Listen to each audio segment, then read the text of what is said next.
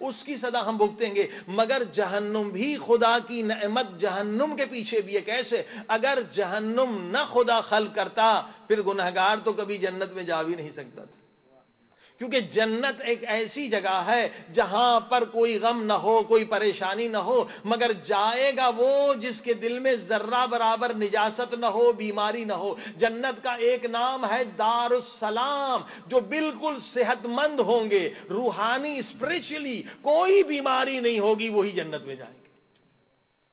تو جب دنیا میں ہم صرف 10 سال کی امید پر لاکھ پاؤنڈ بھی دینے کے لیے تیار ہیں، سینہ بھی کٹوانے کے لیے تیار ہیں، پاؤں بھی کٹوانے کے لیے تیار ہیں کہ 10 سال زیادہ 10 سال رہیں گے، تو وہاں پر بھی یہ نعمت ہے کہ لوگ کچھ ان بیماریوں کے علاج کے لیے جہنم میں جائیں گے تاکہ بیماری ختم ہو جائے، تاکہ ہمیشہ کے لیے جنت میں تو چلے جائیں۔ اب اس نقطے کو اگر آپ سمجھ پائیں، دیکھیے اگر کوئی بیمار آدمی جنت میں چلا بھی جائے تو بیکار ہے اس کے لیے۔ مثلا ایک آدمی ہے دنیا میں حسد کی بیماری ہے، وہ بیماری ختم نہ کر سکا، چلا گیا جنت میں، فرض کریے جا تو نہیں سکتا، فار ایگزامپل اللہ نے اسے جنت میں بھیج دیا۔ جنت کون سی جگہ ہے؟ جہاں کوئی غم نہ، کوئی ٹینشن نہ، پریشانی۔ اب وہ دنیا میں جس آدمی سے حسد کرتا تھا، جیسے اپنے گھر سے باہر نکلا دیکھا ہمسایہ اس کا وہی ہے،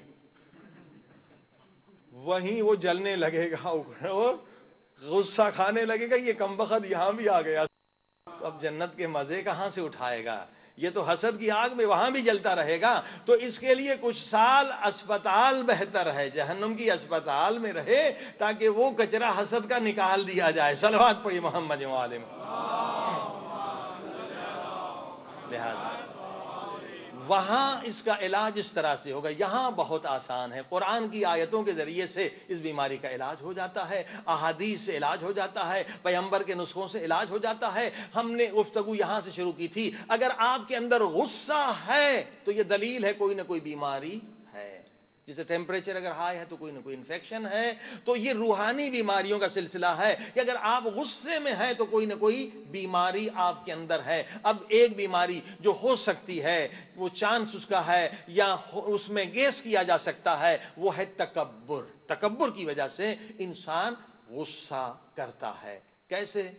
میں نے پہلی مجلس میں اشارہ کیا تھا، غصہ ہمیشہ اپنے سے کمزور پہ آتا ہے، یعنی ہم خود کو طاقتور سمجھتے ہیں نا، تبھی بچوں پہ آتا ہے، بیوی پر آتا ہے، ضعیف پر آتا ہے، نوکر پہ آتا ہے۔ یہ تکبر کی وجہ سے ہے۔ عزیزان گرامی، تکبر، اسے قرآن نے کہا کفر، فاستکبر کان من الکافرین۔ تکبر اتنا بڑا گناہ ہے کہ اسے گناہ کبیرہ میں شامل کیا گیا۔ سب سے پہلا گناہ زمین پہ تکبر ہوا جو شیطان نے کیا۔ آئیے اس بیماری کو آج ختم کریں۔ وقت مختصر ہے، انشاءاللہ کل اس کی تفصیل بیان کریں گے۔ دیکھیے تکبر کس چیز پر ہوتا ہے؟ ایک دولت زیادہ ہو جائے انسان متکبر ہو جاتا ہے، ایک علم زیادہ ہو جائے تب انسان متکبر ہو جاتا ہے، ایک باڈی بلڈر ہو جائے، جوڈو کراٹے سیکھ لے، پہلوان ہو جائے، تکبر کرتا ہے مجھ جیسا کوئی پہلوان نہیں ہے۔ ایک کبھی عبادت زیادہ کرنے لگے شیطان کی طرح، تکبر کرنے لگتا ہے مجھ سے بڑا کوئی عابد نہیں، مجھ سے بڑا کوئی زاہد۔ یہی ریزنز ہیں نا تکبر کرنے کے۔ اب اس کو کیسے جڑ سے اکھاڑ کے پھینک دیں تاکہ تکبر کی نجاست نہ آئے۔ دیکھیے اگر علم کی وجہ سے خدا نخواستہ کسی کے اندر تکبر آئے تو بھائی یہ علم آپ کو کس نے دیا؟ آپ سمجھتے یہ آپ ہی کی محنت کا صرف نتیجہ ہے؟ ہاں ٹھیک ہے آپ نے محنت کی، مگر اگر آنکھیں نہ ہوتی تو محنت کیسے کرتے؟ آنکھیں کس نے دی؟ یہ اگر برین نہ ہوتا تو آپ کہاں سے علم حاصل کرتے؟ اور یہ صحت و سلامتی نہ ہوتی تو کہاں سے علم حاصل کرتے؟ اگر کسی افریقہ کے جنگل میں پیدا ہو جاتے تو کہاں سے علم حاصل کرتے جہاں اسکول بھی نہیں ہے؟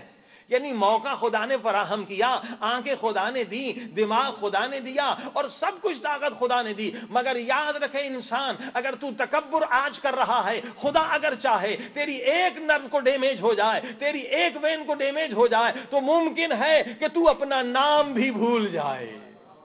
ایسے بہت سارے لوگ ہیں نام بھی بھول گئے، اب دوبارہ سے الف بھی پڑھ رہے ہیں، ایکسیڈنٹ میں ذرا سا ڈیمیج ہو گیا۔ کس چیز پر تو تکبر کر رہا ہے؟